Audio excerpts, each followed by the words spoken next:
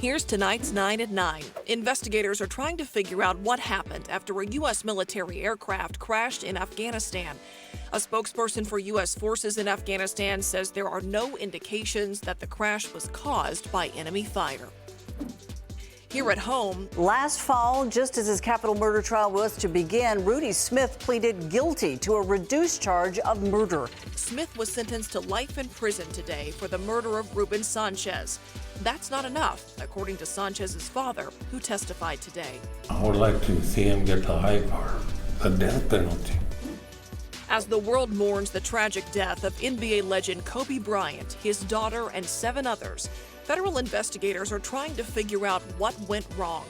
Agents with the National Transportation Safety Board are on the ground in Calabasas, California, where Bryant's helicopter crashed. Visibility 2.5 miles with haze, ceiling 1,100 overcast, temperature 122.8. Fog was so heavy that Los Angeles police grounded their helicopters. Aviation experts say that fog may have caused the pilot to become disoriented, causing that crash.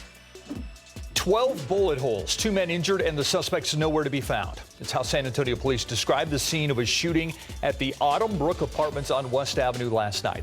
1 man was shot in the face, the other shot in the back. At last check, no arrests had been made. The victims told police they aren't sure why they were targeted.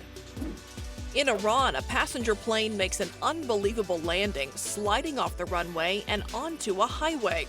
Video shows the Caspian Airlines plane lying flat on its belly. That's because the wheels were still retracted during the landing.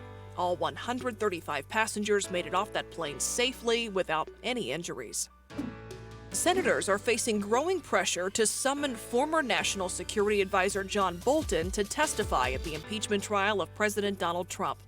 These calls have been prompted by a New York Times report that Bolton's book manuscript includes allegations that the president called for the delay in military aid to Ukraine until it launched investigations into the Bidens. The senators should not turn away from this very relevant evidence. The Senate is set to debate whether to subpoena witnesses later this month. A tense helicopter rescue unfolds on a California cliffside. Crews were alerted that a pair of hikers had fallen from a trail.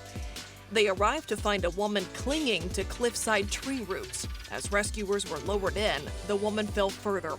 Thankfully, she was caught and brought to safety. Both hikers suffered only minor injuries. At-home DNA testing company 23andMe is cutting 100 jobs. That's about 14% of its workforce. This comes amid decreased consumer demand for genetic testing services.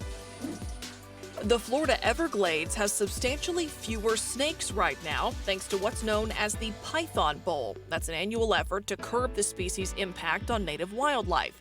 750 people participated and caught roughly 80 pythons. Not everyone's on board with the effort, though. PETA calls the event grotesque. To read more about these 9 stories, go to ksat.com.